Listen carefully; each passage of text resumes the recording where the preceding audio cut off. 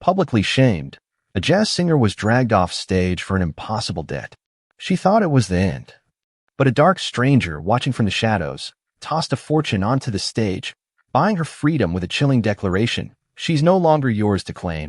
This ruthless mafia boss had saved her, but was she truly free, or just caught in a new gilded trap? The air in the velvet shadow always tasted of stale cigarettes, expensive whiskey, and the insidious, lingering scent of desperation. For Alara Vance, it was the flavor of her own suffocating reality. Every night, she stood on that small, circular stage, bathed in the dim, blood-red glow of the spotlights, and poured her soul into songs she no longer truly owned.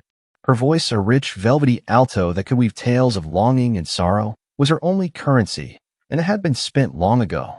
Tonight, the weight of it all pressed down on her with a physical force. Her throat felt tight, a premonition of the words she'd struggled to form. Backstage, the worn velvet of the curtains felt rough beneath her trembling fingertips as she adjusted the simple, elegant black dress that Julian Thorne insisted she wear, another subtle reminder of his ownership. It clung to her curves in a way that always made her feel exposed, a target for the hungry eyes in the audience. She hated it. She hated him. Julian. The name was a sour taste on her tongue. Julian Thorne, the proprietor of this gilded cage, a man whose smile never quite reached his cold, calculating eyes. He was a creature of the shadows, sleek and predatory, with slicked-back dark hair that always looked slightly greasy and a cologne that was far too sweet, cloying like rotten fruit. He owned the velvet shadow, and by extension, he owned her. Or so he believed. Alara closed her eyes, trying to conjure the image of her father's kind, laughing face, a ghost from a life that felt impossibly distant.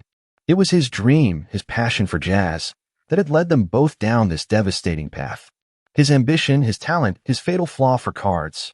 It had all culminated in a mountain of debt, a ledger Julian Thorne now wielded like a weapon.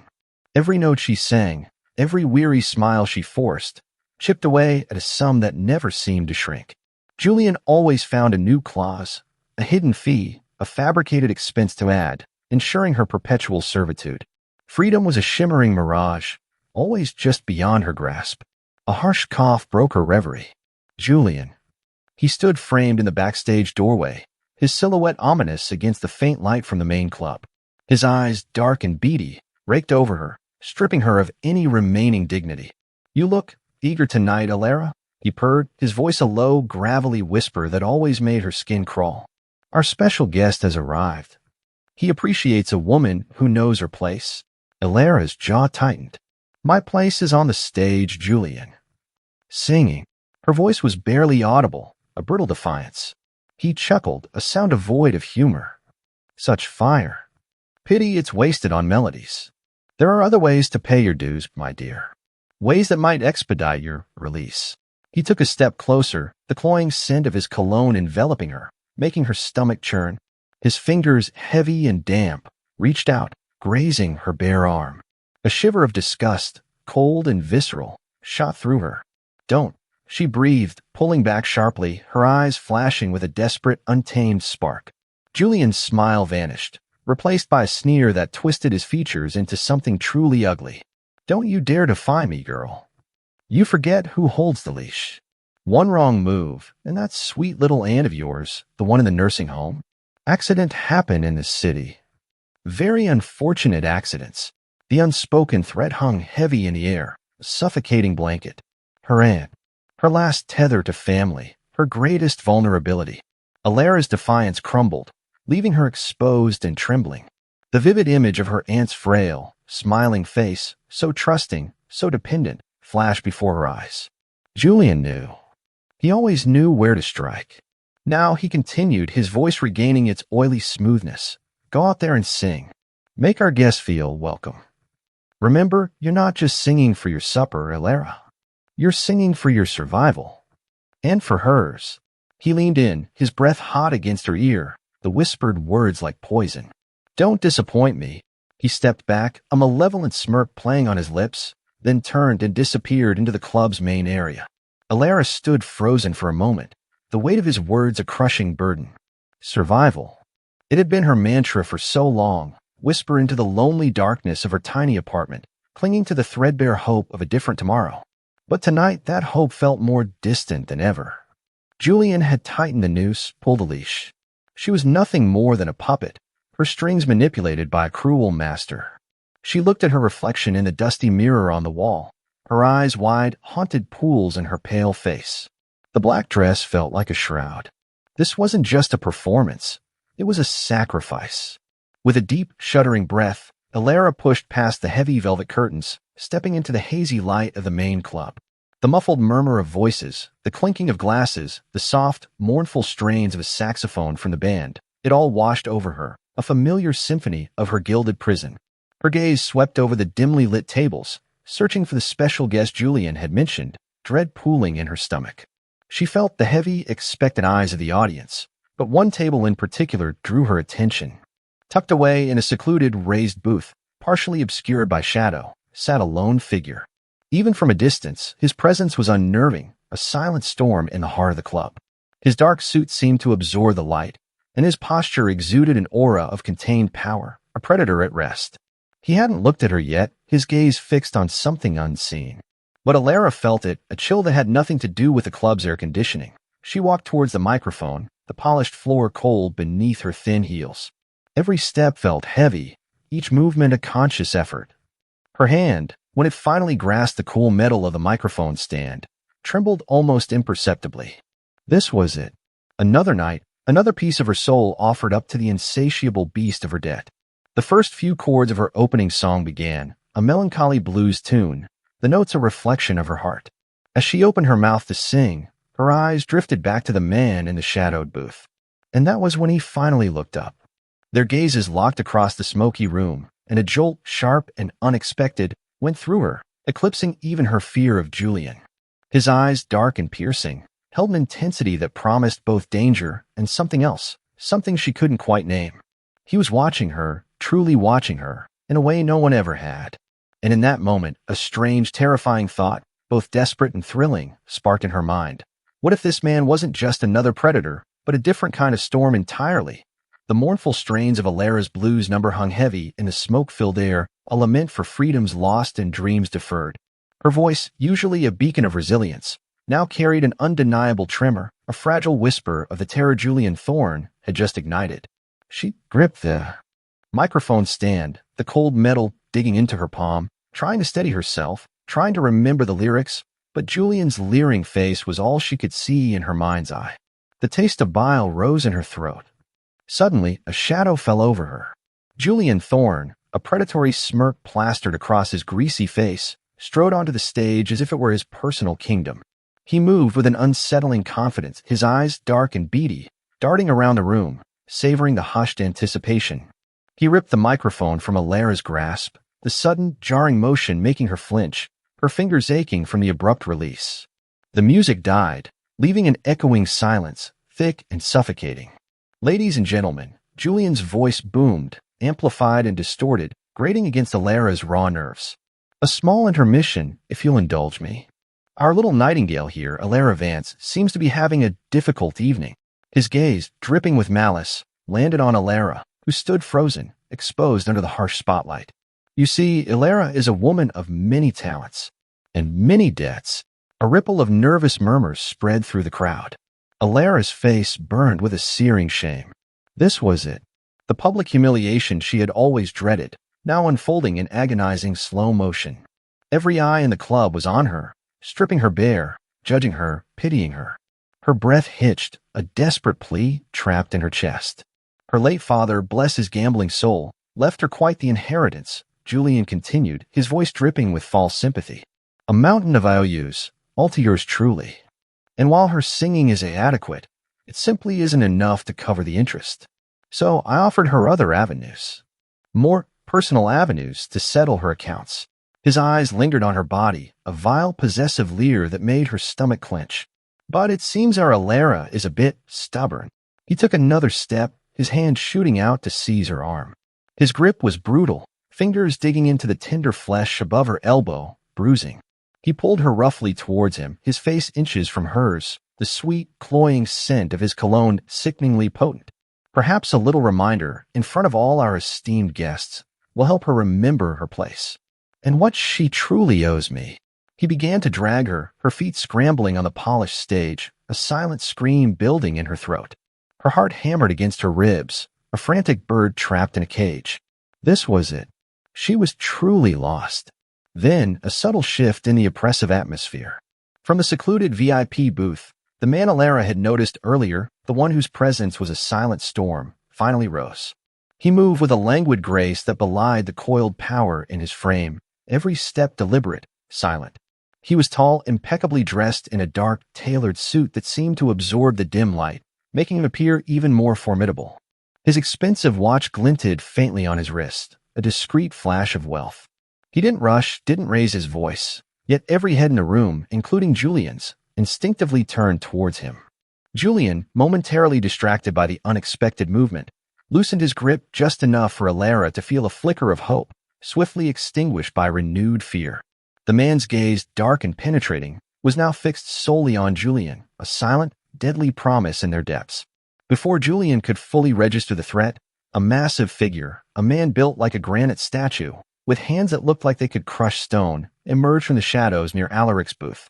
This was Dante, Alaric's enforcer. He moved with silent, efficient speed, placing himself directly in Julian's path, a towering, impassive wall. Alaric, unhurried, reached into the inner pocket of his jacket. The movement was fluid, effortless, and utterly captivating.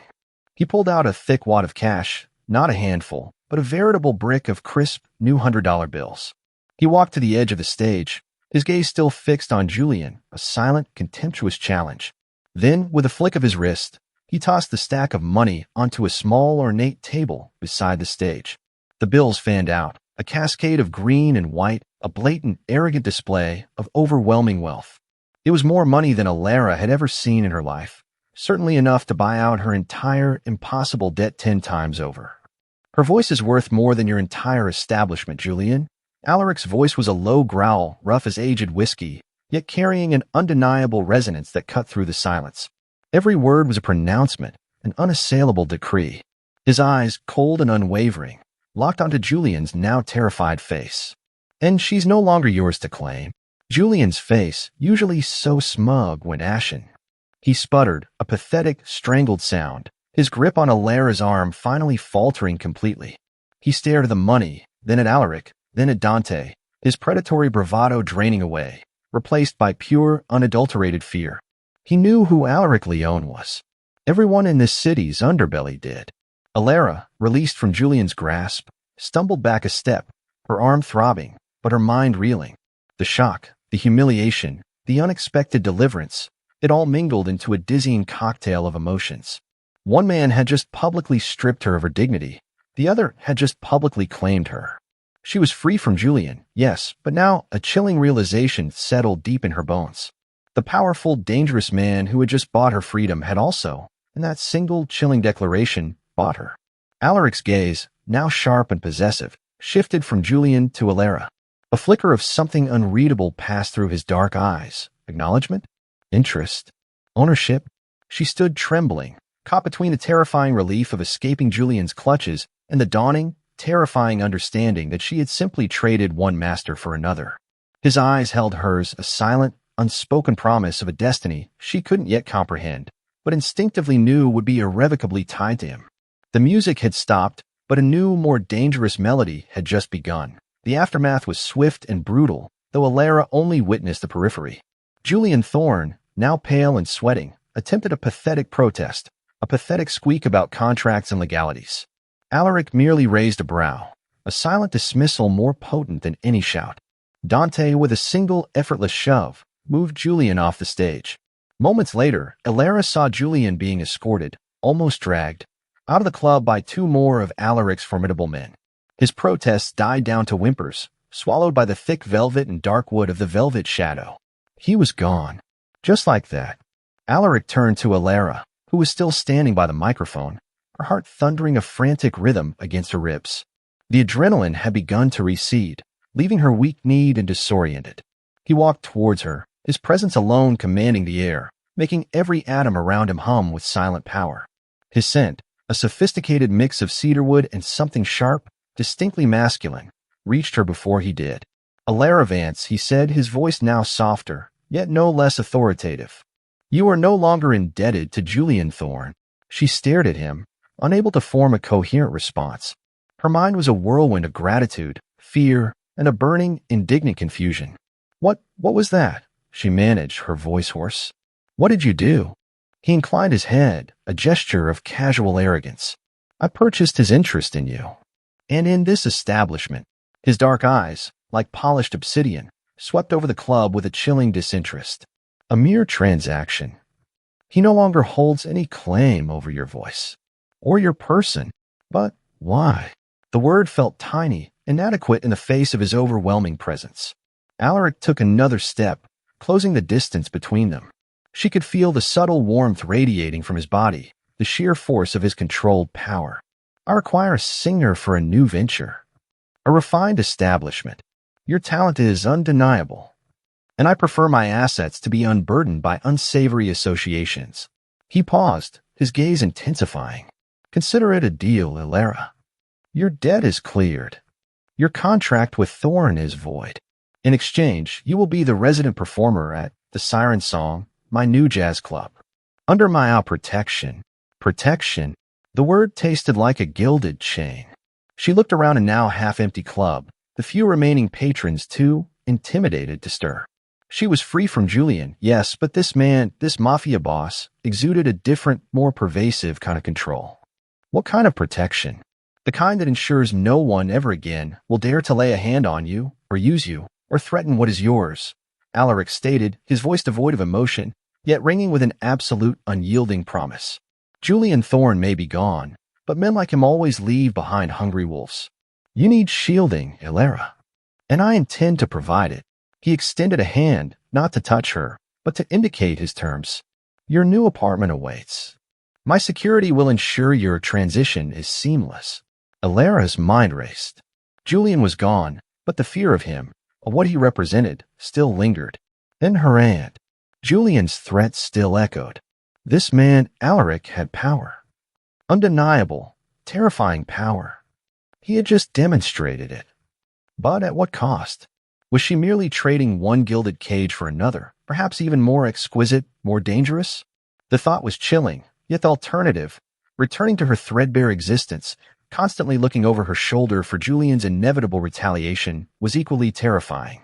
She had no family, no friends with influence, no recourse. This was not a choice, but an ultimatum draped in luxury. I accept, she finally managed, the words of bitter acquiescence. There is no other way. A faint, almost imperceptible tilt of his head was Alaric's only acknowledgement. Dante will see to your belongings. You will be taken to your new residence now. He turned, a silent command in his departure, leaving Ilera with Dante. The ride to Alaric's penthouse was a blur. Dante, a silent, imposing guardian, drove a sleek, black sedan with tinted windows. The city lights streaked past, a glittering, indifferent tapestry. Her apartment, the tiny space she'd called home, was cleared with startling efficiency. She barely had time to grab a few personal effects. The penthouse. It wasn't an apartment. It was an eyrie. Perched high above the bustling city, a sanctuary of glass and steel, it was vast, opulent, and breathtakingly cold. Marble floors gleamed under recessed lighting, reflecting the panoramic vista of the city spread out like scattered jewels. Modern art adorned the walls, stark and impersonal. The air was cool, sterile, carrying the faint, clean scent of expensive polish. It was a golden cage indeed. She walked through the living area, her cheap shoes sinking into plush, cream-colored carpets that felt impossibly soft. Every surface gleamed. There were no personal touches, no warmth, just immaculate, intimidating luxury.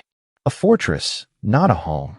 As Dante showed her to her bedroom, a suite larger than her entire previous apartment, with floor-to-ceiling windows overlooking the twinkling urban sprawl, she felt a prickle of unease. Safe, yes. Utterly, undeniably safe. But also profoundly, irrevocably controlled. Later, alone in the cavernous bedroom, Ilera stood by the window, staring out at the dizzying heights. She was free from Julian's explicit cruelty, free from the gnawing fear of eviction, free from the daily struggle for mere survival. But her autonomy, her very self, felt diminished.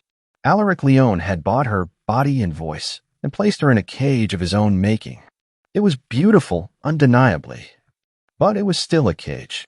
She wondered if, high up here, she would ever truly breathe free again. Her gaze swept over the city, searching for something familiar, something comforting, but found only the cold, glittering expanse of Alaric's domain. She was trapped. And the silence of the penthouse, broken only by the distant hum of the city, felt like a silent, suffocating promise of his omnipresent watch. The mornings in Alaric Leone's penthouse began with a silence so profound it was almost deafening. Alara would wake in the vast, impossibly soft bed, the silk sheets cool against her skin, and for a fleeting moment she'd forget. Then her eyes would fall upon the panoramic city skyline, framed by floor-to-ceiling glass, and the golden cage would reveal itself once more. The air, crisp and scentless, felt strangely sterile after the smoky, musky chaos of the jazz club. She missed the grit, the vibrant, chaotic pulse of her old neighborhood, even with its dangers. Her days, once a frantic scramble of juggling gigs and meager shifts, were now an unsettling void. A personal chef, a quiet woman with kind eyes, prepared exquisite meals she barely touched, fresh pastries, exotic fruits, gourmet coffee that smelled of distant lands. The food was impeccable, each dish a work of art, yet it tasted of loneliness. Dante, or one of his equally imposing counterparts, was always present, a silent, watchful shadow, his presence a constant, heavy reminder of her protection. Alara spent hours in the state-of-the-art recording studio Alaric had custom-built for her, nestled discreetly within the penthouse. The walls were soundproofed, the microphones pristine, the mixing board a dizzying array of lights and knobs. It was every musician's dream, a sanctuary of pure sound. She'd sing for hours, her voice echoing in the cushioned space, raw and uninhibited, pouring out the fear, the anger, the gnawing confusion that coiled in her gut. Yet even there, in that haven of sound, she felt his presence. He had provided this, a gift wrapped in gilded chains. Could she truly create, truly be free, knowing it was all his? Alaric himself was a whirlwind of controlled chaos. He worked from his expansive home office, a sleek space dominated by multiple monitors flashing with complex data and guarded communications. She'd catch glimpses of him through the open door, a sharp profile, the glint of his expensive watch as he gestured, his voice a low, resonant rumble on the phone, often speaking in rapid, impassive Italian.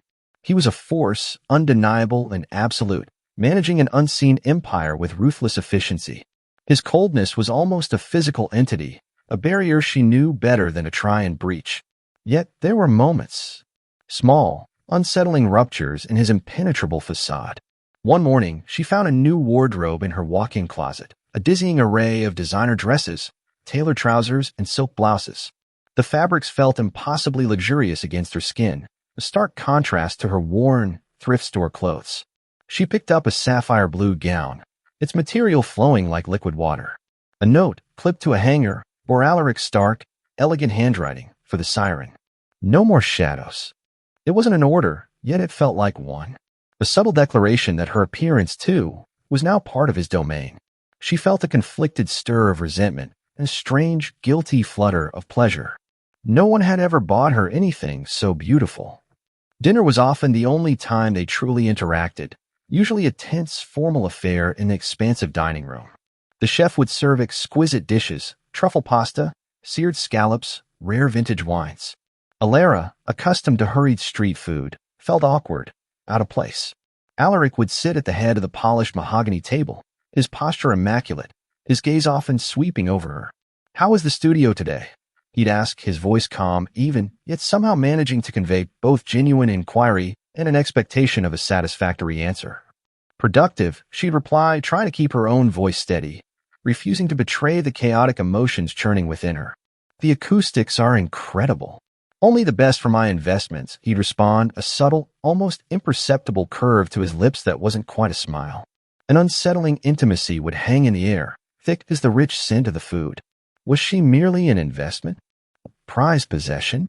The thought chafed, igniting a rebellious spark deep inside her.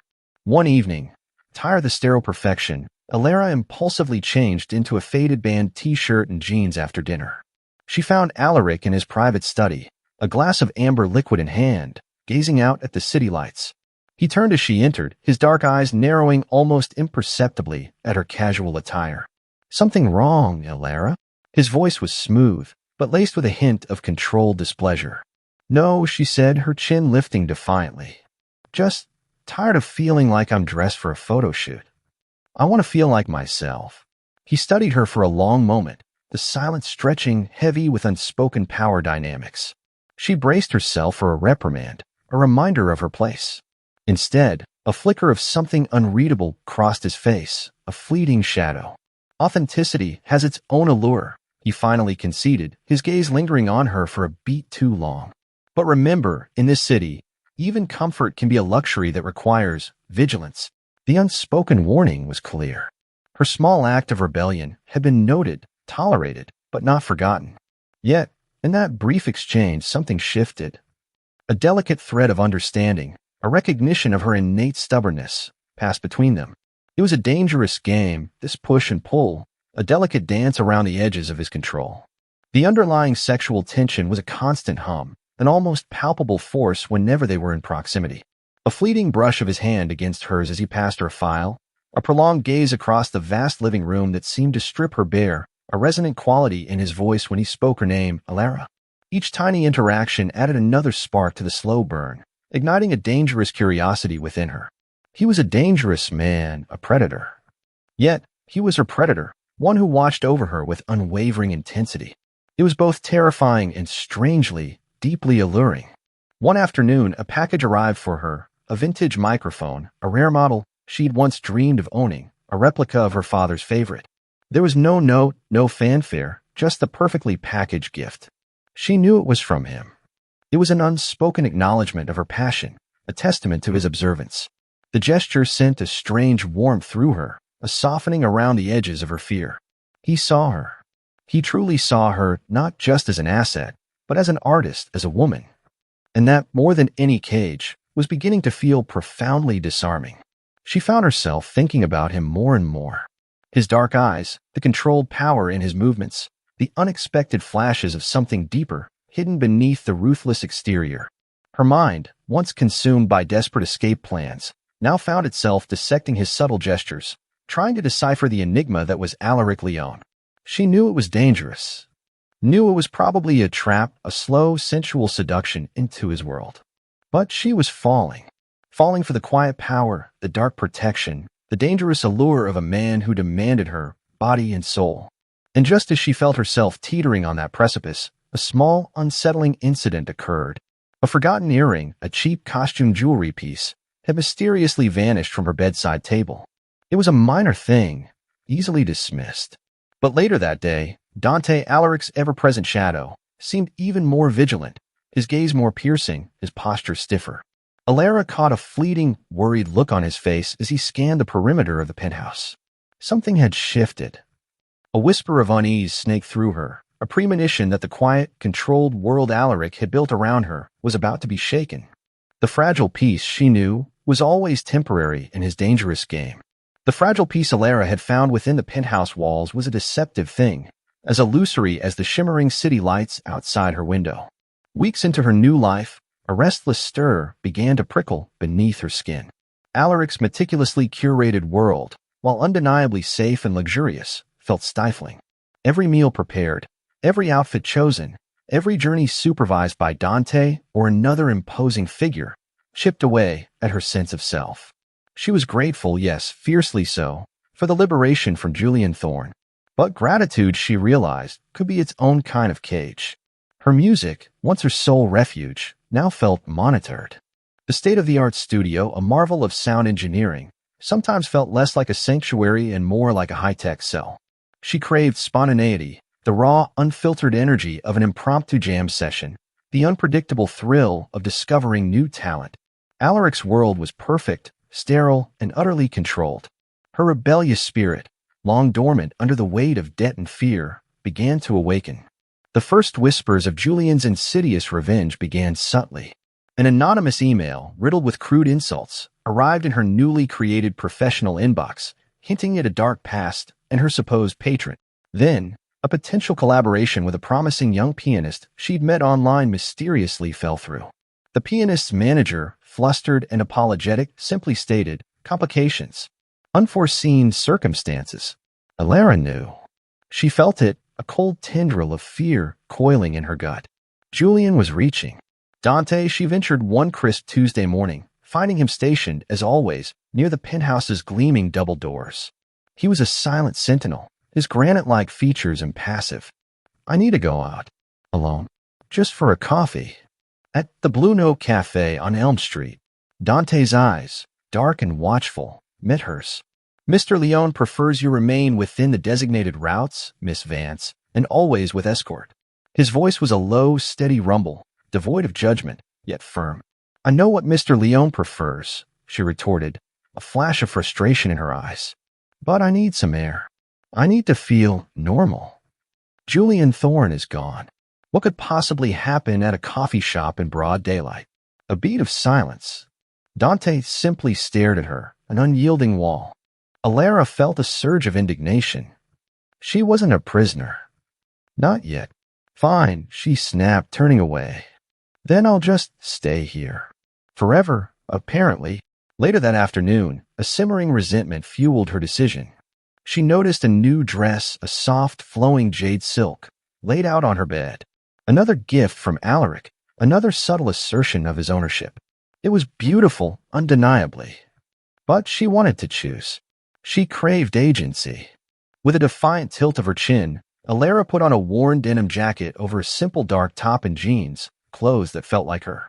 She then slipped out of the penthouse while Dante was briefly occupied coordinating a delivery in the service elevator. Her heart hammered with a mixture of fear and exhilaration.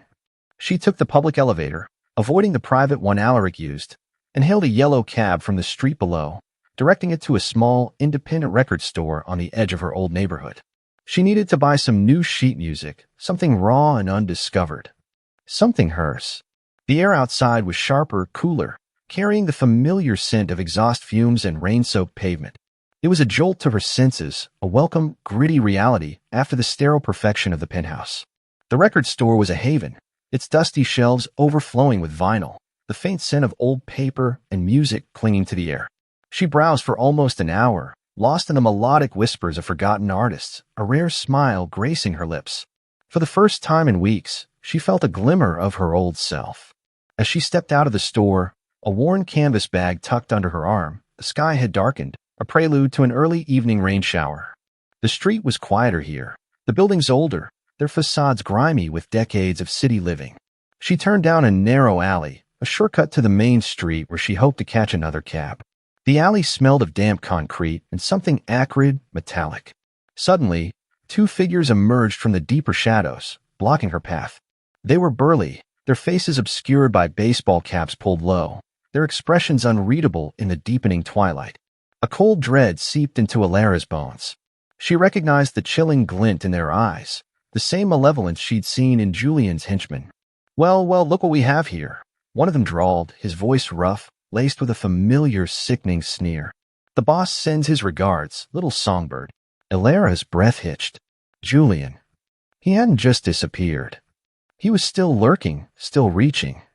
Stay away from me, she yelled, her voice trembling but firm, clutching her bag tighter. The second man stepped closer, his shadow looming. Just a friendly warning, doll. You belong to Julian. Always. You think some fancy rich boy can just buy you? He's got another thing coming. He grabbed her arm, his grip bruising, a mirror of Julian's own rough touch. He twisted, trying to wrench the bag from her, a crude, painful warning. Alara cried out, struggling against his superior strength, her heart pounding a frantic drum against her ribs. The cold metal of a cheap knife glinted in the first drops of rain that began to fall. A terrifying promise. Just as panic threatened to overwhelm her, a blur of motion. A shadow detached itself from the deeper darkness at the alley's entrance. Donna. He moved with a terrifying, silent speed, a dark whirlwind of controlled violence. The first thug barely registered his presence before a bone-jarring punch to the jaw sent him sprawling into a pile of overflowing trash cans, a sickening thud echoing in the narrow space. The second man, still gripping Alara's arm, whirled around, but Dante was already there. A swift, precise kick to the knee, followed by a powerful blow to the temple. The man crumpled, groaning, dropping the knife with a clatter. Alara stared, wide-eyed and shaking, her arms still throbbing. Dante stood over the downed men, his posture radiating a primal, dangerous power. He didn't even seem winded. He merely glanced at the men, then turned to Alara, his impassive gaze sweeping over her, assessing. "Miss Vance," he said, his voice calmer than it had any right to be after such an explosive display of violence. "Are you harmed?" She could only shake her head, tears of relief and lingering terror stinging her eyes. The reality of her foolish independence crashed down on her with the force of a tidal wave. She had been so wrong. Julian wasn't just lurking, he was actively hunting. And Alaric's cage was, in fact, a shield. Back in the sleek black sedan, Dante drove with his usual quiet efficiency. Alara huddled in the back seat, still trembling, the metallic scent of rain and old blood clinging to her senses. When they arrived back at the penthouse, Alaric was already there, waiting. His face, usually so composed, was a mask of cold fury, his dark eyes blazing with an intensity that made her recoil. He barely spared a glance at Dante, his gaze fixed solely on Alara, scanning her for injuries. "What were you thinking, Alara?" His voice was a low, dangerous rumble, vibrating with barely contained rage. Not at her defiance, but at the threat to her. "Going out alone? Unescorted? Do you have any idea the risks you took?" I just wanted to feel free," she whispered, the words sounding hollow even to her own ears. "I thought Julian was gone. Julian Thorne is a cockroach. He scuttles in the dark," Alaric snarled, his eyes hardening. "He is nothing now. But he is a desperate nothing, which makes him dangerous." He ran a hand over her throbbing arm, his touch surprisingly gentle, yet his expression remained lethal. "Dante." "Boss," Dante responded, his voice neutral. "Find them. Every last one of them. And send a message to Thorne. A permanent one." Alaric's voice dropped to a chilling whisper. "He tried to touch what's mine. He will learn the meaning of true fear." He didn't elaborate, and Alara knew better than to ask. She didn't need to. The cold, unyielding finality in his tone, the dark fire in his eyes, she understood. Julian Thorne's days were numbered. That night, Alara lay awake in huge, empty bed, the city lights a distant blur. Her defiant streak had cost her dignity, almost her safety. And it had unleashed a wrath she hadn't truly comprehended. Alaric Leon's fury was terrifying, but was also profoundly, unsettlingly protective. She was a pawn in his dangerous game, yes, but a pawn he intended to guard with his life. And in the face of such relentless, absolute protection, her yearning for independence felt foolish, childish even. She was his. And for the first time, a reluctant, terrified part of her began to accept that perhaps it wasn't so bad after all. Perhaps, in his world, safety demanded submission. The echoes of the alley incident lingered, a cold, metallic taste in Alara's memory. The bruise on her arm, a fading testament to Julian's desperate cruelty, was a constant reminder of her foolish defiance. She had wanted freedom, autonomy, but what she had found was the chilling reality that her world, no matter how carefully she constructed it, was still prey to predators. Alaric's cold fury, his swift and ruthless dispatch of Julian's thugs, had been terrifying, but had also been undeniably effective. He hadn't just protected her, he had enveloped her in a shield of steel and shadow. After that night, a subtle but profound shift occurred within Alara. The rebellious spark didn't vanish entirely, but it transmuted into something more nuanced, a reluctant acceptance, a grudging reliance. She stopped fighting the security details, no longer chafed at Dante's omnipresent shadow. She even found a strange comfort in the heavy, thrumming silence of the penthouse, knowing that beyond its impenetrable walls, Alaric's network was actively working to keep her safe. She was still a cage, yes, but it was a cage built to protect, not merely to imprison. Alaric, too, seemed to soften, almost imperceptibly. He didn't stop working, the relentless demands of his empire still consuming him, but his dark gaze lingered on her longer during dinner.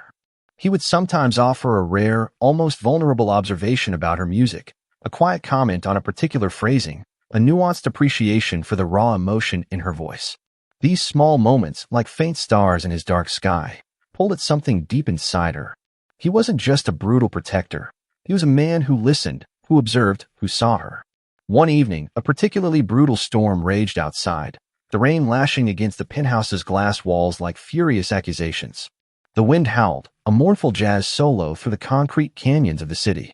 Alara, unable to sleep, found herself wandering into Alaric's study. He was there, as always, silhouetted against the tumultuous skyline, a glass of dark amber liquid clutched in his hand. The flickering city lights, occasionally swallowed by flashes of lightning, cast dramatic, fleeting shadows across his stark, powerful features. He looked a burden. Heavy. Not just powerful, but weary beneath the weight of it. "Can't sleep?" he asked, his voice a low thrum against the storm's roar. He didn't turn, his gaze fixed on the chaos outside. "Too much noise. Or maybe too much quiet," she replied, moving hesitantly into the room. The scent of old leather, rich tobacco, and his unique cedarwood cologne filled the air, a potent, earthy aroma that was distinctly him. She wrapped her arms around herself, feeling a sudden chill. He gestured to the plush leather armchair opposite his desk. "Sit." She obeyed, sinking into the surprisingly comfortable embrace of the chair. The storm raged, but inside, a strange intimacy began to settle. "It must be lonely," she ventured, her voice soft, barely audible above the wind. "Up here, always watching, always alone." Alaric finally turned, his dark eyes meeting hers across the dim room. A flicker of surprise, quickly masked, passed through them. He took a slow sip of his drink, the ice clinking softly in the heavy glass. "Loneliness is a luxury I cannot afford. It breeds weakness, or it forces you to build walls so high no one can get in," Alara countered, her gaze unwavering. She thought of her own walls, built from years in foster care, of abandonment and self-reliance. She knew the cost of living behind them. He studied her, a long, assessing look that felt different from his usual possessive scrutiny. More revealing. "And you, Alara Vance? What walls have you built?" "Enough to survive," she admitted, a raw honesty in her tone. "My father left me a legacy of debt, but also a legacy of abandonment. After he died, the world was a very cold place. I learned quickly that no one was coming to save me. So I saved myself. Until you." A muscle in Alaric's jaw flexed. He walked to the liquor cabinet, pouring another glass. For her. He offered it, a silent gesture, and she took it, the warmth of the glass a small comfort. "My world," he began, his voice a low, gravelly whisper that seemed to speak secrets, "demands a certain ruthlessness. It's a constant battle, a chess game played with lives and loyalty. You learn quickly that trust is a liability. Betrayal is a currency. And weakness is a death sentence." He paused, his gaze drifting back to the storm-lashed city. "My father taught me that. Brutally. He prepared me for this throne, but he never taught me how to sit on it without becoming it." Alara's heart ached. She saw it then, behind the impenetrable facade, the boy who had been molded into a weapon, the man who carried the crushing weight of an empire, forever isolated by his power. The loneliness he spoke of wasn't a luxury. It was a curse. "You carry a heavy crown," she whispered, her voice full of genuine empathy. He let out a soft, humorless exhale. "It is the only crown I have ever known." He turned fully to her, taking the seat opposite, leaning forward, his forearms resting on his knees. In the dim light, his eyes seemed to hold the weight of decades. "My mother, she was different. A force of quiet grace. She saw beyond the blood and the business. After she was gone, it was just the game. Always the game." A rare vulnerability flickered in his dark eyes, a glimpse into a wound that time, power, and wealth had not managed to heal. Alara felt an unexpected warmth spread through her chest. It wasn't pity, but a deep, resonant understanding. He was an alpha, a boss, a king in his world, but he was also a man forged in loneliness, burdened by a legacy he hadn't chosen, only inherited. "My father, he just loved music," she said, sharing a piece of her own core wound. "More than he loved anything else. More than me, sometimes. He chased a dream, and it cost him everything. It cost me everything. But I still miss him. And I still chase the music." Her voice faltered slightly, confession raw and exposed. Alaric reached across the small space between them, his large, warm hand covering hers where it rested on the armrest of the chair. His touch was firm, possessive, yet imbued with a startling tenderness. The simple contact sent a jolt, not of fear, but of profound connection, straight through her. In that moment, surrounded by the opulent silence of his fortress and the raging storm outside, they weren't the Mafia Boss and his protected singer. They were two broken souls, recognizing the echoes of their own wounds in the other. "We carry our past, Alara," he murmured, his thumb stroking the back of her hand, a soft, rhythmic caress that sent shivers down her arm. "Like chains." or like armor? Sometimes it's hard to tell the difference. She looked into his eyes, seeing not just the ruthless power, but the hidden depths of a man who understood burden, who understood the desperate, lonely fight for survival. A new kind of trust, fragile yet potent, began to bloom between them. It was a dangerous, intoxicating intimacy, born from shared shadows and unspoken vulnerabilities. He hadn't just offered her protection, he had offered her understanding. And in his touch, in his gaze, she felt a profound sense of being truly seen, truly heard, in a way she hadn't experienced in years. The storm raged outside, but inside, a different kind of fire, slow and undeniable, was just beginning to burn. The fragile intimacy born in the midst of the storm, that shared moment of vulnerability with Alaric, had settled into Alara's heart like a warm, dangerous ember. She found herself craving his presence, his quiet strength, the possessive intensity of his gaze that, paradoxically, made her feel seen. But even as their bond deepened, the artist within her, long suppressed, began to stir with an insistent, aching hunger. Alaric's studio, a lavish gift, was a gilded cage, nonetheless. Her compositions, her raw, unfiltered lyrics, they felt too safe, too polished within its confines. She yearned for something gritty, something hers, uninfluenced by the unspoken expectations of her powerful benefactor. The opportunity arrived. Small and unassuming, like a forgotten melody drifting in on the wind. Liam, an old bandmate from her struggling days, a scruffy, earnest guitarist with a network of indie contacts, reached out. He was putting together a demo for a small avant-garde jazz festival, something far removed from the opulent mainstream Alaric commanded. They wanted original material, raw talent, a voice untamed. They wanted her. The idea was intoxicating, terrifying. It was a chance to record her own songs, pure and unadulterated, for a platform that celebrated artistic independence. It meant late-night sessions in a cramped, smoky studio downtown, far from the sterile perfection of Alaric's penthouse. It meant hours of passionate collaboration, stripped bare of luxury, powered only by the shared love of music. It meant freedom. And it meant defying Alaric. The thrill of it, sharp and forbidden, coursed through her veins. She knew he wouldn't approve. It challenged his control, his carefully constructed sphere of influence. He had bought her voice, her safety, her entire world. This was a direct, albeit small, step outside his orbit. But the siren call of her art was too strong to ignore. The secrecy became a cloak she wore constantly, a knot of exhilaration and dread twisting in her stomach. She began to slip out, concocting plausible excuses for Dante, a walk in the penthouse gardens, a quiet evening in the library.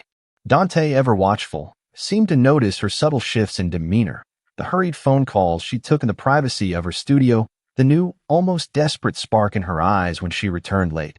His gaze lingered, heavy and knowing, but he never questioned her directly. Alara knew he reported everything to Alaric. The thought made her heart hammer, a frantic percussion against her ribs, but she pushed it down. This was for her. This was the real her. Alaric, with his unnerving perception, felt the shift immediately. He noticed her restlessness, the way her eyes would dart away when he asked about her day, the subtle undercurrent of a lie in her carefully constructed answers. His possessiveness, usually cloaked in protective gestures, began to prickle, sharp and cold. He was used to absolute control, to unwavering loyalty. Alara's quiet defiance, her subtle pulling away, felt like a breach, a challenge to the very foundation of their precarious understanding. He began to watch her with a new intensity, his dark eyes like sensors, picking up every tremor in her carefully constructed facade. A cold sense of betrayal, sharp and unexpected, coiled in his gut. Then Julian Thorne, a viper still writhing in the shadows, struck.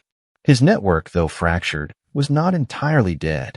He had loyalists, desperate and bitter, who kept tabs on Alaric's world. They saw Alara slipping away, meeting with a scruffy musician, disappearing into a downtown studio. Julian saw opportunity. He twisted the narrative, injecting poison where there was only passion. Anonymous tips began to circulate amongst the city's gossip blogs and obscure music forums. Whispers that Alara Vance, Alaric Leone's protected singer, was not as loyal as she seemed. That she was seeing other men, chasing other patrons, betraying her benefactor for a paltry independent gig. Photos, grainy and distorted, of Alara with Liam in the studio, laughing, focused intently on music, began to surface, cropped and framed to imply illicit liaisons, secret assignations. Julian's intent was clear: to humiliate Alara, to drive a wedge between her and Alaric, and to expose Alaric's weakness. The rumors, like insidious smoke, found their way back to Alaric. He saw the photos, read the veiled insinuations. His face, when he finally confronted her, was a mask of terrifying calm, colder than Alara had ever witnessed. It was late evening. He found her in a recording studio, humming a new melody, completely unaware of the storm brewing. He stood in the doorway, his silhouette blocking the light, making the room feel suddenly small, suffocating. "Alara," he said, his voice a low, dangerous growl.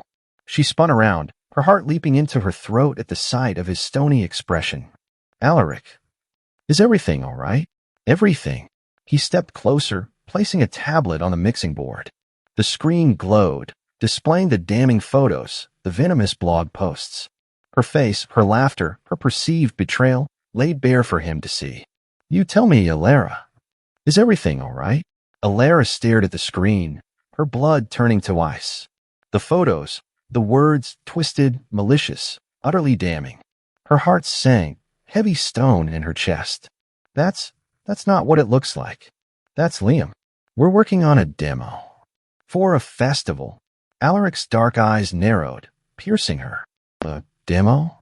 For a festival? You pursued this opportunity in secret, behind my back, after I brought you into my home, after I protected you. You sought out clandestine meetings with other men. You challenged my trust, my authority." His voice dropped to a chilling whisper. "You defied me, Alara." It wasn't defiance, she cried out, desperation coloring her voice. She felt cornered, misunderstood, the weight of his anger crushing her. "It was my music, Alaric. Something for me. Something I could create without feeling like an asset, an investment. I'm an artist, not just a possession." His jaw tightened, a muscle clenching rhythmically. "You are under my protection, Alara. And in my world, there is no such thing as secret or independent. Every move you make, every person you meet, has consequences. You put yourself at risk. You put us at risk. Did you truly believe I wouldn't find out? Did you truly believe you could keep something from me?" His words were ice, freezing her to the core. The anger was not just about the perceived betrayal, but about the challenge to his absolute control. "I needed to breathe." The words burst from her, raw and aching. "I needed to know I was still me. Not just the siren protected in a golden cage." Alaric's face hardened further, becoming an unyielding mask of stone. "You wanted to breathe? You found yourself on the streets, under threat, because of that need. My protection is not a cage, Alara. It is a necessary shield. One you have deliberately compromised." He turned away, his back a wall of icy displeasure. "Perhaps you have forgotten what true freedom costs in this city. Perhaps you have forgotten where you truly belong." He walked out, leaving her alone in the studio, the glowing tablet a beacon of her folly. The silence that followed was heavier than any argument, colder than any threat. It was the silence of withdrawal, a broken trust. Alara sank onto the padded bench, feeling utterly shattered. She had wanted to reclaim a piece of herself, to nurture her art, but instead, she had driven a chasm between them. The penthouse, once a sanctuary, now felt like an absolute prison. Dante, when she next saw him, offered only a silent, watchful gaze, no longer the hint of understanding in his eyes. The staff, usually friendly, became distant, their polite smiles strained. Julian's rumors, now seemingly validated by Alaric's cold silence, began to spread like wildfire. Her artistic reputation, barely nascent, was already tarnished. She was not just the Mafia Boss's singer. She was the disloyal one, the betrayer, the ungrateful woman who dared to defy him. She was isolated, caught between the unforgiving wrath of Alaric's world and the insidious poison of Julian's revenge. The loneliness, a familiar demon from her past, resurfaced, colder and more absolute than ever before. She had traded one fear for another, one trap for a deeper, more agonizing one, and she was more alone now than she had ever been. A cold dread settled over her, chilling her to the bone. The whispers in the city were growing louder, bolder, fueled by the apparent discord between Alaric and his siren. Julian Thorne might be down, but he was not out. And Alara, caught in the crossfire of their unspoken war, knew, with chilling certainty, that this fragile, beautiful world she'd found herself in was about to crumble. The real danger, she realized, was only just beginning. The air in what was to be the siren song crackled with a brittle tension, a stark contrast to the elegant, unfinished grandeur of the venue. Alara stood on the newly installed stage, the spotlights, still temporary, casting stark pools of light on the polished wood. Tonight was meant to be a private preview, a chance to showcase her new material to a handful of industry professionals, a final desperate attempt to reclaim her voice, to prove her worth beyond Alaric's shadow. But the chill of his silence, the lingering sting of his accusation, had left her hollow. She felt exposed, vulnerable, a puppet on a string, even without Julian's direct control. Her songs, usually defiant, now carried an undertone of heartbreaking resignation. She had just finished a particularly raw, emotional ballad, the final notes echoing in the hushed, cavernous space. The small audience, a mix of curious critics and a few wary investors, applauded politely. But Alara felt no triumph, only the persistent ache of Alaric's disapproval, a phantom weight in the room. Dante and 2 other security men were present, their presence a silent, unwavering reminder of the danger lurking just outside, and the one more subtle, residing within the walls of her protector's wrath. Suddenly, a faint, acrid scent tickled her nostrils, something sharp, chemical, like burning plastic.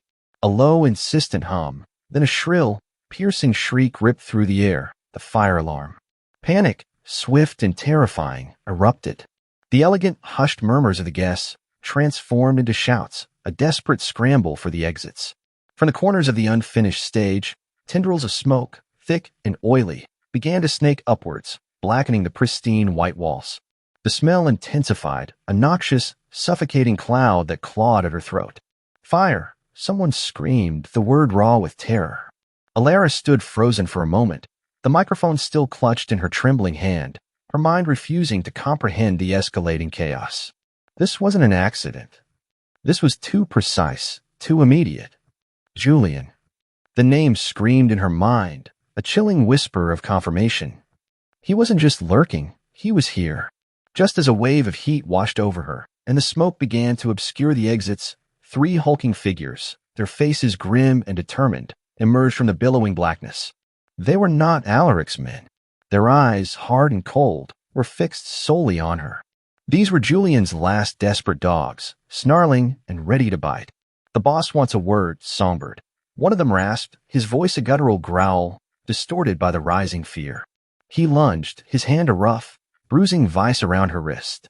Alara screamed, a raw primal sound that was instantly swallowed by the roar of the fire and the terrified cries of the fleeing guests.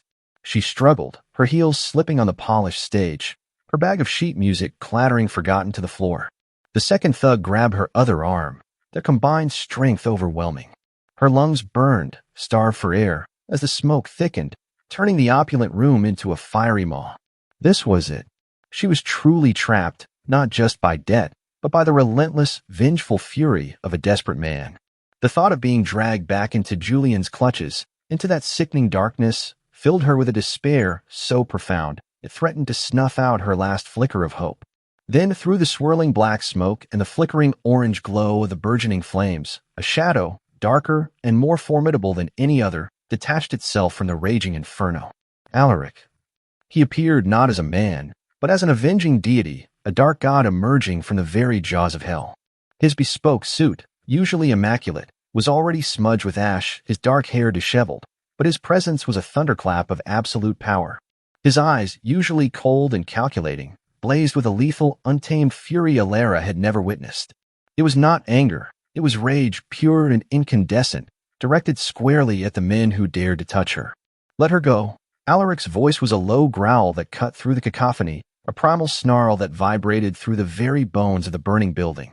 It was a promise, a warning, and a death sentence, all rolled into one. The thugs, momentarily startled by his sudden, terrifying appearance, hesitated. Rico, one of them stammered, fear blanching his face. This ain't got nothing to do with you. This is Julian's business.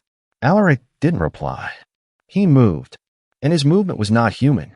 It was a blur of brutal, efficient violence. He closed the distance in a single, devastating stride.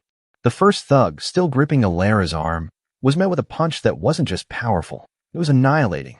His head snapped back with a sickening crack, and he crumpled, a lifeless heap at Alara's feet, his grip instantly releasing her. The scent of ozone and freshly spilled blood mingled with the smoke. The second thug, momentarily stunned, loosened his hold on Alara just enough for her to yank her arm free. He barely had time to register his mistake before Alaric was on him. A swift, precise kick to the knee buckled the man, sending him crashing to the floor. Before he could recover, Alaric's hand, a blur of dark tailored fabric and raw strength, clamped around his throat. A single, ruthless squeeze, a desperate gurgle, and then silence. Alaric dropped him, already turning, his eyes blazing, searching for the last one. The third thug, pale with terror, fumbled for a blade concealed in his jacket. But Alaric was faster. He moved with the fluid grace of a practiced killer, disarming the man with a flick of his wrist. The knife clattered harmlessly away.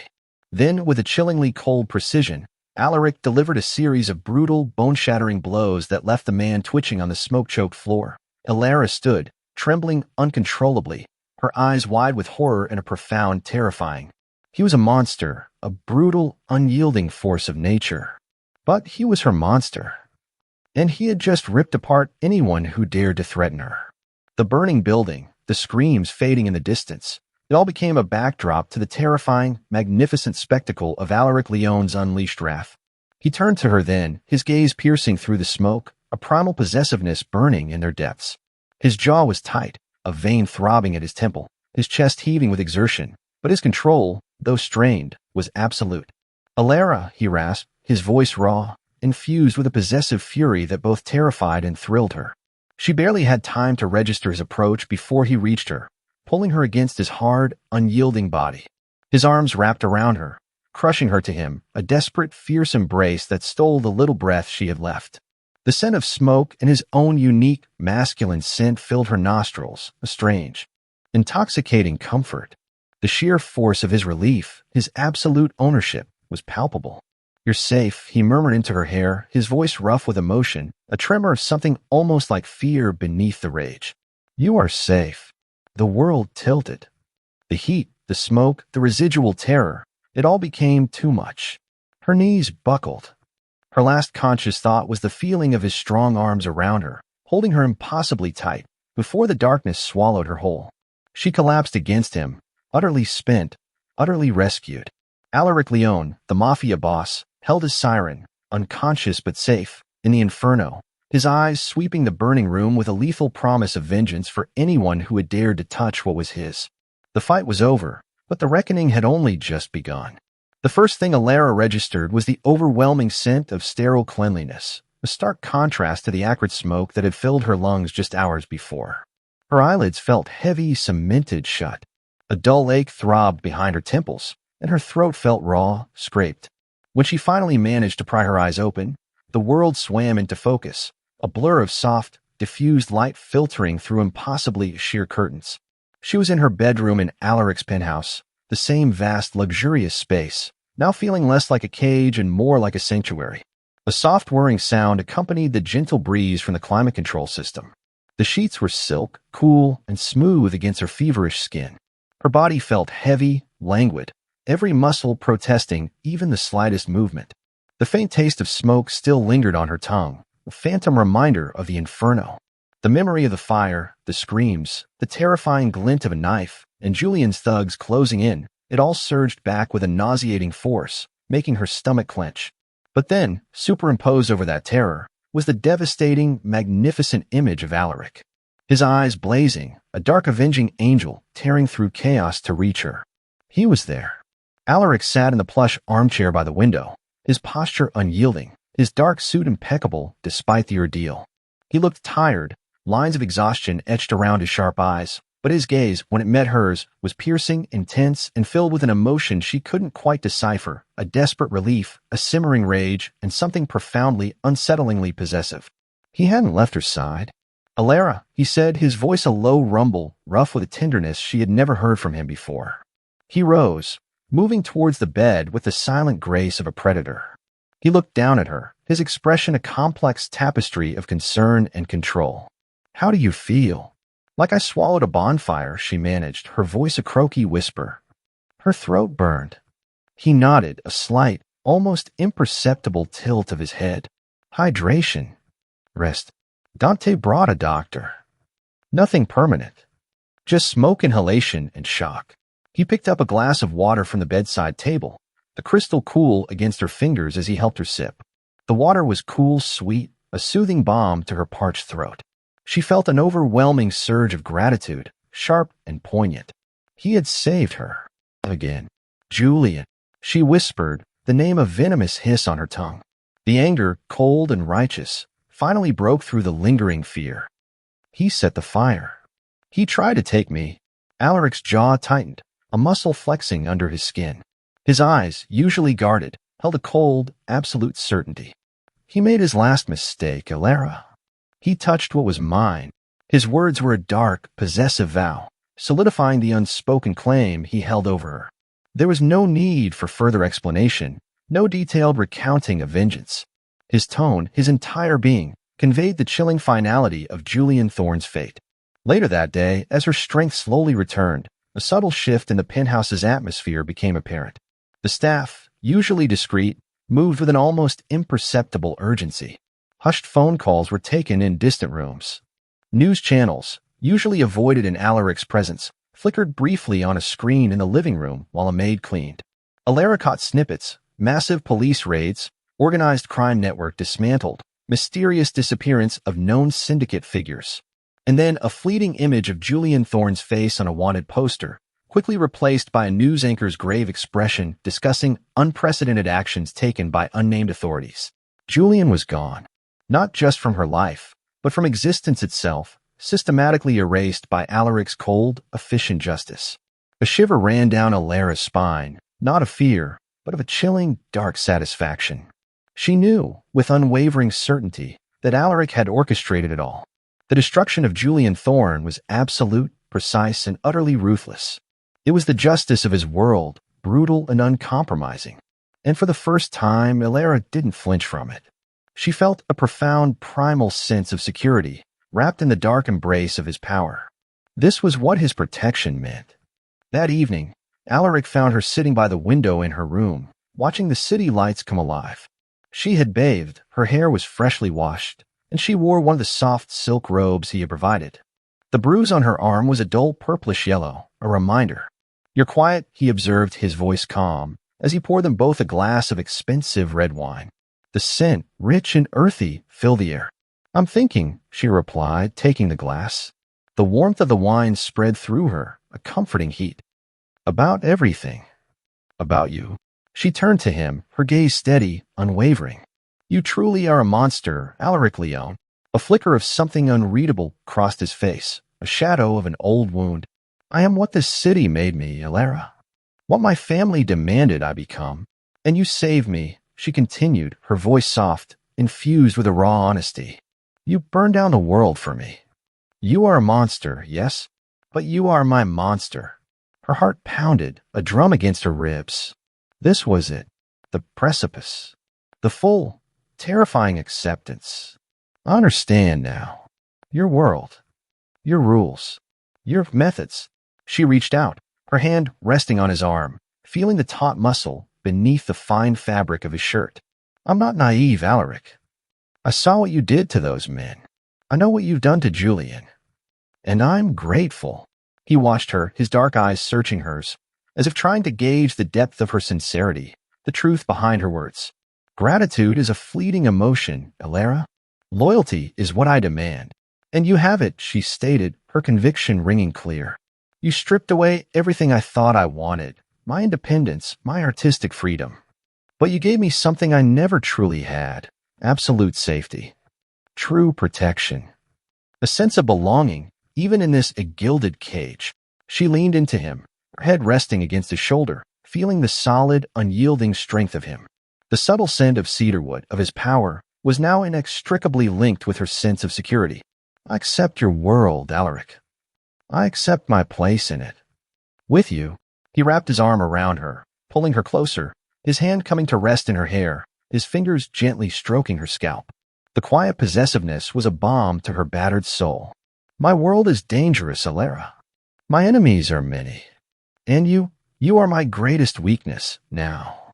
My most precious vulnerability.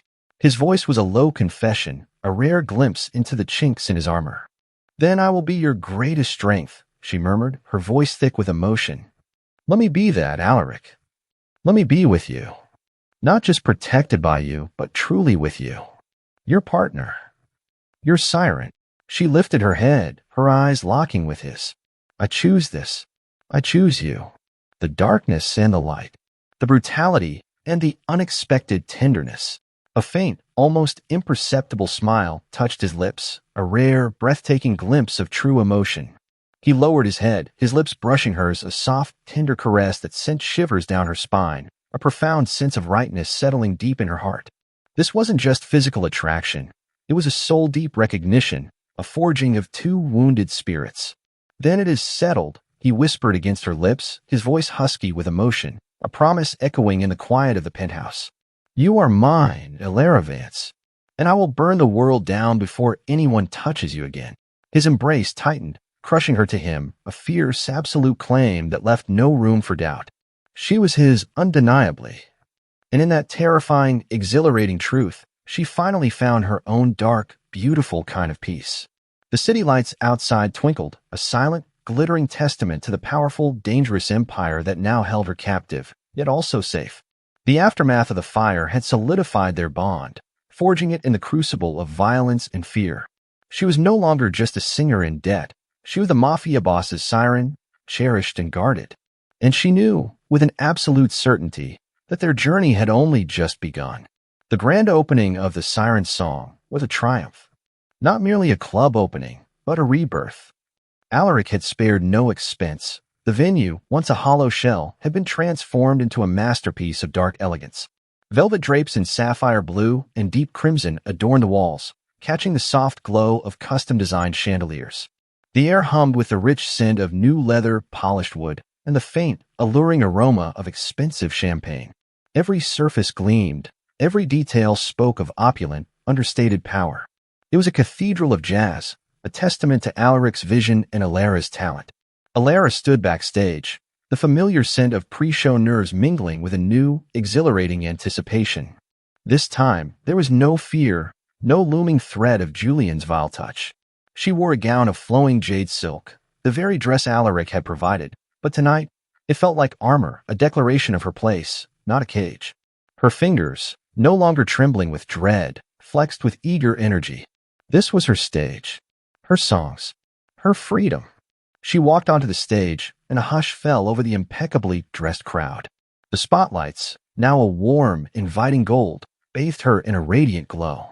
Her gaze swept over the faces, a sea of admiring, expectant eyes. And then she found him. Alaric, seated at a secluded table in the far corner, a quiet monarch observing his domain. His dark suit, perfectly tailored as always, made him seem almost a part of the shadows. Yet his presence was undeniable, a powerful anchor in the room. His eyes, usually so guarded, held a flicker of pride, a possessive warmth that settled deep in her soul. Good evening. Elara's voice, rich and melodious, filled the room, carrying the weight of her past struggles and the soaring promise of her future. Welcome to the Siren's Song. Then she began to sing. Her voice, no longer a lament, but a celebration, soared through the club. It was a symphony of resilience, of dark passion, of a hard-won freedom. She poured her entire being into the notes, each lyric infused with the raw emotion of her journey. The pain, the despair, the fear, they were still there, woven into the intricate tapestry of her sound, but now they were conquered, transformed into a powerful narrative of survival and love found in the most unexpected of places. She watched Alaric, his gaze never leaving her, and in that shared look, an electric current passed between them, a silent conversation that transcended words. This was their story sung aloud. After her set, the applause was deafening, a roaring testament to her talent and the magic she had woven. Alaric was the first to reach her backstage. He didn't embrace her in front of the crowd, but his hand, strong and warm, cupped her elbow, his thumb stroking gently. His eyes, dark pools of admiration, told her everything she needed to know. Magnificent, Elara, he murmured, his voice a low growl that sent shivers down her spine, a possessive whisper meant only for her. Truly magnificent.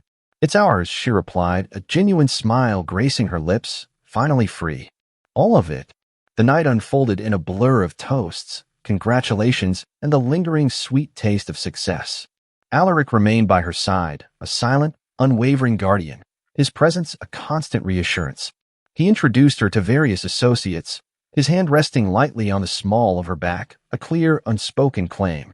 She met Dante, no longer just a bodyguard, but a trusted friend. She saw glimpses of Alaric's world, a complex web of power and loyalty, but now she was not just an observer. She was a vital, protected part of it. Later, as the club slowly emptied, leaving only the soft murmur of the cleanup crew, Alaric led her to a quiet, secluded balcony overlooking the city. The night air was cool, a gentle caress after the heat of the stage. The city lights twinkled below, a vast, glittering expanse. "Alara," he began, his voice softer than she had ever heard it, as he pulled her into his arms, holding her close, her head resting against his chest. His heartbeat, strong and steady, was a comforting rhythm. "There is something I wish to give you." He reached into his jacket pocket and pulled out a small, velvet box. Her heart skipped a beat. Inside, nestled on a bed of dark silk, was an antique locket, intricately carved, made of aged gold, with tiny, shimmering diamonds encircling a miniature, almost faded image. It was beautiful, imbued with history and a profound sense of permanence. "This belonged to my mother," Alaric explained, his voice low, a rare vulnerability in his tone. "It is a piece of my family, a symbol of belonging, of a bond that is absolute." He carefully took it from the box, his fingers gentle as he fastened it around her neck. The cold metal settled against her skin, warming quickly with her body heat. "You are my family now, Alara. My past, my present, and my future." Tears, hot and unexpected, pricked at her eyes. This was more than a gift. It was a sacred vow, a declaration of commitment in his own dark, possessive language. He had offered her safety, luxury, and vengeance. But now he was offering her something infinitely more precious, a place unequivocally, permanently by his side. She turned in his arms, her hands reaching up to cup his face, her gaze locking with his dark, intense eyes. "Alaric," she whispered, her voice thick with emotion. "I love you. For everything. For seeing me, for saving me, for accepting even the darkest parts of me." A faint, breathtaking smile touched his lips, transforming his usually stark features. "And I, my siren, love you. More than I ever thought possible. You brought music back to my silent world. You brought light to my shadows." He kissed her then, a deep, possessive kiss that left her breathless, sealing their bond under the watchful eyes of the city. Their future wouldn't be conventional. It would be a symphony of dark romance, of power, protection, and an unwavering, fierce love. Alara knew there would still be shadows, still be dangers lurking in the periphery of Alaric's world. But she would face them by his side, no longer a trapped bird, but the powerful siren, cherished and fiercely guarded by the Mafia Boss who had claimed her as his own. Together, they would build their empire, a fortress of love and power, where her music would forever reign free, and his protection would be absolute. Their happily ever after was a dark, dangerous, and irrevocably beautiful promise, forged in fire and bound by unbreakable loyalty. Can love truly shatter the chains of the past and heal the deepest wounds? Alara's journey reminds us that even when circumstances try to define your worth through debt or humiliation, your true spirit, your unique voice, can never be silenced. Her story with Alaric shows us that sometimes salvation comes from unexpected shadows, and a love fierce enough can embrace your broken pieces, seeing not flaws, but the strength forged in fire. If you've ever felt trapped, unheard, or believed your past dictated your future, remember Alara. Your resilience is your power. You are worthy of a love that protects, heals, and empowers you to sing your own song.